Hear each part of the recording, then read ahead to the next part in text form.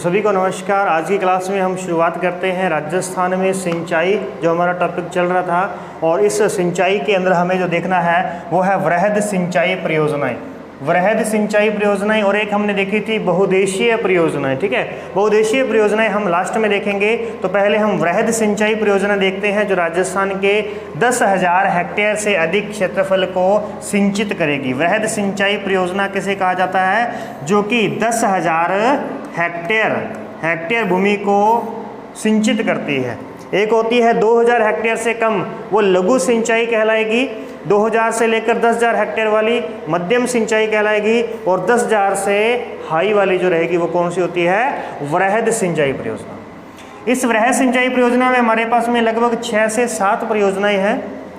इसमें से हम आज IGNP के बारे में अध्ययन करने वाले हैं। बाकी ज़्यादा बड़ी परियोजनाएं नहीं हैं, उन्हें हम 1-2 दिन के अंदर ख़त्म कर सकते हैं। मुख्य हमारे पास में आज की परियोजना है IGNP। तो चलिए देखते हैं IGNP जो है किस प्रकार से हमने इसकी शुरुआत की है। तो IGNP का जो पहले नाम था वो था अभी राजस्थान नहर। राजस्थान नहर यानी सबसे पहले, अब जैसे ही देश आज़ाद हुआ, देश आज़ाद होने के बाद में क्या बन गया? यहाँ पे भी लोकतंत्र सरकार बन गई। अब लोकतंत्र बना तो उसे क्या करना पड़ेगा? भी जनता की समस्या को सुनना होगा। तो बीकानेर का राजा था उस समय 1947 के समय, जब राजस्थान का एकीकरण हुआ है 1948 के अंदर। तो 1948 के अंदर बीकानेर का राजा कौन था? भी बीकानेर जो रियासत थी, बीकानेर रियासत जो थी, उसका जो राजा था वो था शार्दुल सिंह। ये जो शार्दुल सिंह है, अब इसी ने ही सबसे पहले विलय पत्र पर हस्ताक्षर किए थे। सबसे पहले कि मैं इस देश में मिलना चाहता हूँ, ये विलय पत्र पर हस्ताक्षर करने वाला सबसे पहला जो राजा था वो कौन था? शार्दुल सिंह था। क्योंकि यहाँ पर जब हम बात करते हैं, जो हमारे पास में माउंटबेटन था, तो माउंटबेटन ने देश विभाजन के लिए बात कही थी कि भी जो देश, जिसके पास में, जिस रियासत के पास में 10 लाख की जनसंख्या और 1 करोड़ की सालाना इनकम है, वह रियासत चाहे तो अपना एक स्वतंत्र देश बना सकती है। तो इस प्रकार से बहुत सी रियासतों ने मिलकर के पाकिस्तान का निर्माण किया। तो सरदार वल्लभ भाई पटेल जो थे, उन्होंने भारत की सभी रियासतों को इकट्ठा करने का प्रयास किया। इसीलिए हम उसे एकता का प्रतीक मानते हैं और इसीलिए इनको हम लौह पुरुष कहते हैं। और एकता के प्रतीक के रूप में ही इनकी एक प्रतिमा लगाई गई है, जिसका नाम क्या है? Statue of unity. Statue of unity यानी एकता का प्रतीक। तो किसको कहा गया? सरदार वल्लभ भाई पटेल को। तो अब ये जो एक इकट्ठा कर रहे थे, उस समय इनको पता था, अब जोधपुर रियासत जो थी यह जाना चाहती थी कहाँ? पाकिस्तान के अंदर। टोंक रियासत थी, यह नवाब थे और ये भी जाना चाहते थे पाकिस्तान के अंदर। ठीक है, इस प्रकार से जो भरतपुर और धौलपुर रियासत है, ये उत्तर प्रदेश में मिलना चाहती थी। जो हमारे पास में सिरोही है, ये लगभग जा चुका था गुजरात के पास में। ये हम एकीकरण के बिल्कुल लास्ट चरण पर लेकर के आए हैं। तो इस प्रकार से बहुत सी ये चीज़ें थी जो हमसे टूट रही थी। तो उसके लिए क्या किया कि सबसे पहले जब इसने हस्ताक्षर किए तो उसने क्या कहा कि मुझे किसकी ज़रूरत है, कि मुझे जो भी चीज़ की ज़रूरत पड़ेगी आप हमें देंगे। तो इस प्रकार से इसका जो इंजीनियर था, यहाँ पे जो बीकानेर के अंदर इंजीनियर था, वो था भी कंवर सेन ने एक पत्र लिखा जिसका नाम था बीकानेर में पानी की आवश्यकता। जिस पत्र का नाम क्या था? बीकानेर में पानी की आवश्यकता। ये पत्र लिखा भी, बीकानेर में पानी की आवश्यकता। अब जब इसने ये पत्र लिखा तो ये उसका सोर्स भी तो बताएगा ना, कि भी सेंटर सरकार कहेगी कि भी ठीक है पानी की आवश्यकता है, हम करवाते हैं, लेकिन कैसे करवाएं? तो इसने पहले से ही पूरी एक रूपरेखा बना करके सरकार को भेज दी। इसने रूपरेखा बनाई कि भी आप ऐसे करें कि जो हमारे यहाँ पर सतलज नदी जाती है, जो कि पाकिस्तान में चली जाती है, और उस सतलज नदी की जो सहायक नदी है कौन सी है? भी व्यास। सतलज और व्यास के संगम पर ऐसे करें, आप एक बांध का निर्माण करवाएं और वहाँ से हमें जो है नहर का निर्माण करके सिंचाई उपलब्ध करवाएं। तो इस प्रकार से इन्होंने एक रूपरेखा तैयार करके सरकार को थमा दी।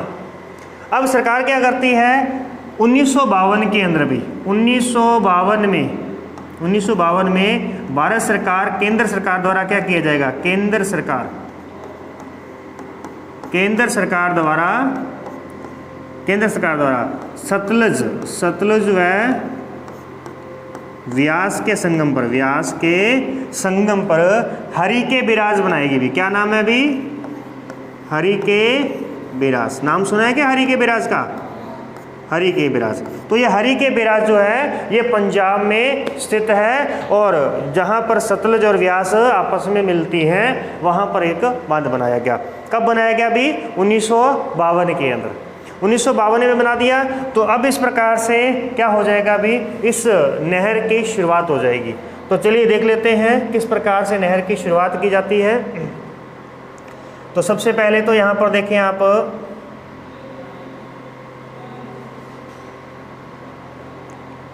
ठीक है यहीं पे रखते हैं। अब देखिए सबसे पहले यहाँ से जैसे सतलज नदी निकली और सतलज के साथ में जो है व्यास नदी आकर के मिलती है, तो यहाँ पर हमने बनाया हरिके बिराज। जब आप इस टॉपिक के अंदर आप इसके बारे में बताएंगे ना, इंदिरा गांधी नहर के बारे में बताएंगे, तो आपने पूरा डायग्राम बनाना है, अच्छी तरीके से बता रहा हूँ, ठीक है ना। और डायग्राम किस प्रकार से बनाओगे, बस इसी प्रकार से आपने डायग्राम बना देना है, ठीक है। इस प्रकार से ये आपका मानचित्र बनकर के तैयार है। और जितना इस पे काम करोगे, देखो मानचित्र को पास में रखो, जितना इस पे शुद्धता का काम कर सकते हो उतना ही आपके लिए अच्छी बात है, ठीक है। इस प्रकार से आप इस पर काम करते रहना। अभी देखिए तो इस प्रकार से हम क्या करेंगे, हरिके बिराज से यह नहर निकाली जाएगी।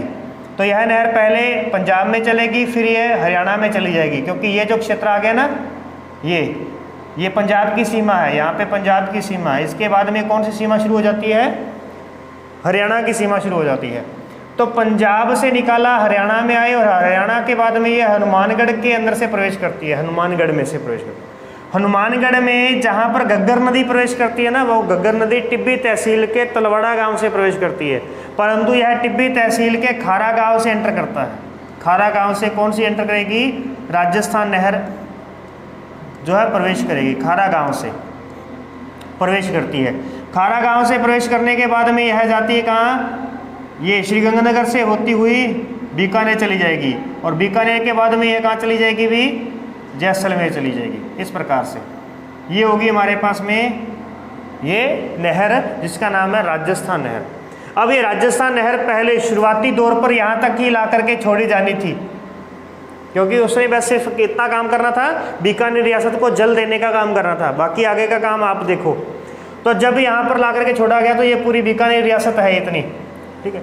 तो यहाँ पर जब लाया गया तो ये कौन सा स्थान है, तो देख लीजिए इसके बारे में। तो सबसे पहले आप रखेंगे खारा गांव से प्रवेश किया, फिर ये हनुमानगढ़ के मसीता वाली हेड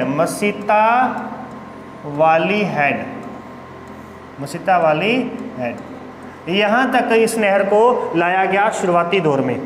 और उसके बाद में यहाँ से आगे चलेंगे तो ये है मोहनगढ़ जैसलमेर के अंदर, यहाँ तक इसको बाद में ले जाया गया आगे। अब क्या किया जाएगा, तो सबसे पहले ध्यान रखिएगा इस नहर का जो नाम है वो है राजस्थान नहर, जिसे राजस्थान फीडर कहते हैं, राजस्थान फीडर। तो राजस्थान फीडर और मुख्य नहर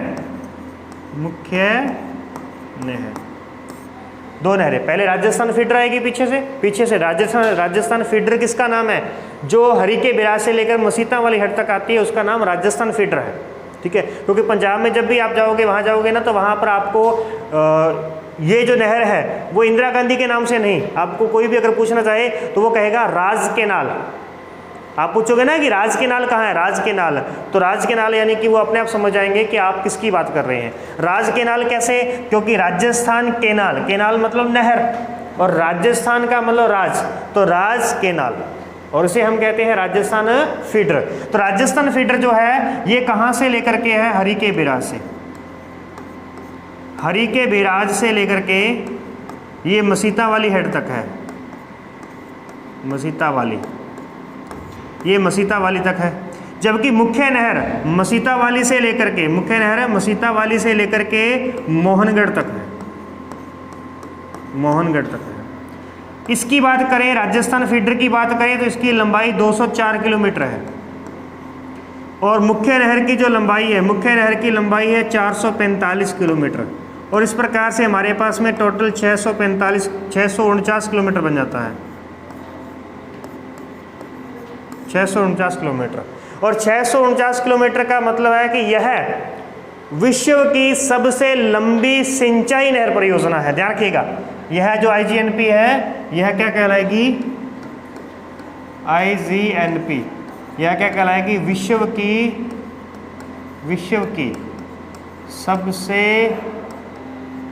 लंबी सिंचाई नहर परियोजना, सिंचाई नहर परियोजना। ठीक है, ये बात हो गई इतनी।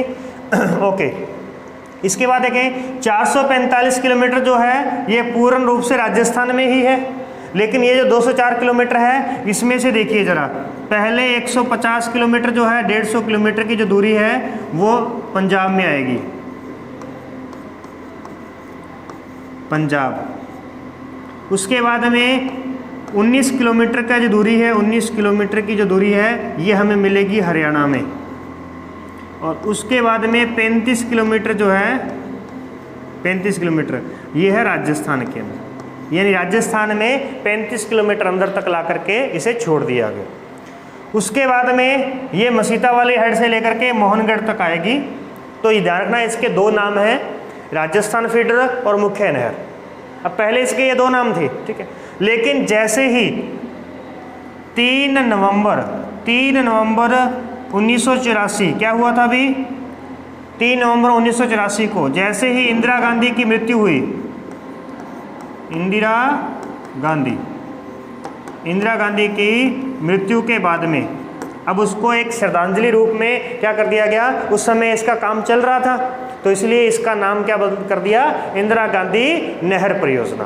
तो ध्यान रखिएगा, इंदिरा गांधी नहर परियोजना का जो नाम है ये कब से है, 3 नवंबर 1984 के बाद से है, उससे पहले नहीं है। उससे पहले इसका क्या नाम था या इसका वास्तविक नाम क्या है, तो राजस्थान फीडर कहेंगे आप इसे, क्या कहेंगे, राजस्थान फीडर। और ये जो हमारी राजस्थान फीडर है यह 2 भागों में बटी हुई है, इसीलिए हम पहले भाग को राजस्थान फीडर और दूसरे भाग को मुख्य नहर कहते हैं। समझे, इतनी बात होगी। अब देखिए कि अभी हमने जो शुरुआत की थी, क्या कब शुरुआत की थी भी, 1948 में क्या हुआ था, रिपोर्ट पेश की गई थी, रिपोर्ट पेश की गई थी। 1952 में क्या हुआ, हरिके बिराज बना, हरिके बिराज की स्थापना की गई, किसके द्वारा, केंद्र सरकार के द्वारा। अब 1958 के अंदर क्या कर दिया गया अभी, इसका जो है हमारे पास में IGNP, अब हम एक बार इसको IGNP ही नाम देंगे, IGNP की शुरुआत, या हम कह सकते हैं श्री गणेश, श्री गणेश, ठीक है, श्री गणेश। और एक होता है इसका शुभारंभ, ठीक है, शुरुआत कर देगी, इसको बनाना शुरू कर दिया गया, यहाँ पे शुरू किया जाएगा।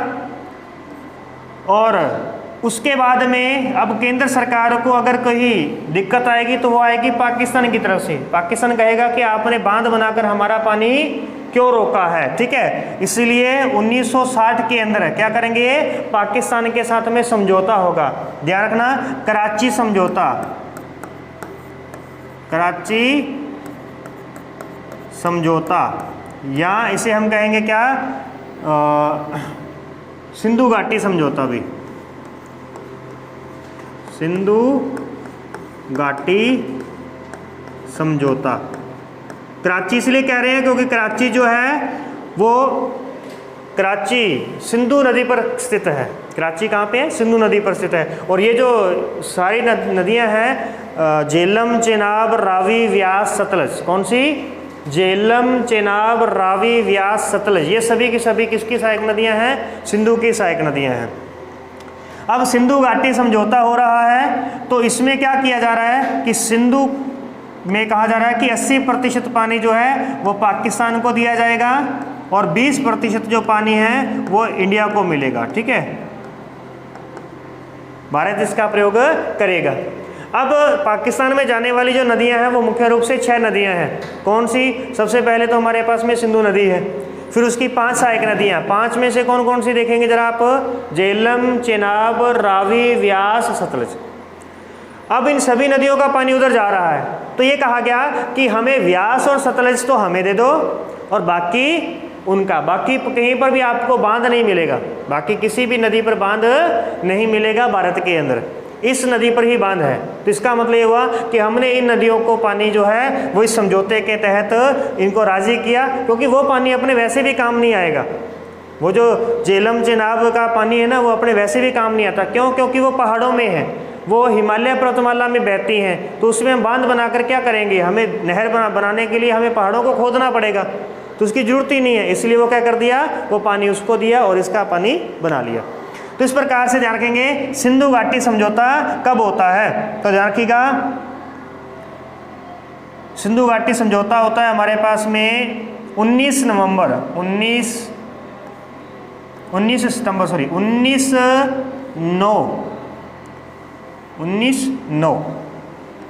1960। तो देखिए ये जो मैंने 09 लिखा है ना, यदि आप इसको उल्टा करके पढ़ेंगे ना तो 60 दिखेगा आपको। इसे हम उल्टा करके देखेंगे ना तो क्या आएगा? 60, यानी 19 सितंबर, और सितंबर का 09 लिखोगे तो इसको 60 कर लोगे। यानी अगर आपको इसकी पूरी टाइमिंग एग्जैक्ट याद रखनी हो तो आप 1960 से इसको बना सकते हो। 1960 में से 19 तो लिखना ही लिखना और इस 60 को उल्टा करके लिख देना, ये बन जाएगा 09, यानी कितना समय आ जाएगा? 19 सितंबर 1960 आ जाएगा। ये हो गया हमारे पास में सिंधु घाटी समझौता। तो सिंधु घाटी समझौता हुआ और ये काम जो है चलता रहा। अब इसमें देखना अपने को कि ये जो हमारे पास में इंदिरा गांधी नहर परियोजना बनकर के तैयार हुई है ना, यह 2 चरणों में तैयार हुई है। इसका निर्माण जो कार्य है वो 2 चरणों में किया गया है।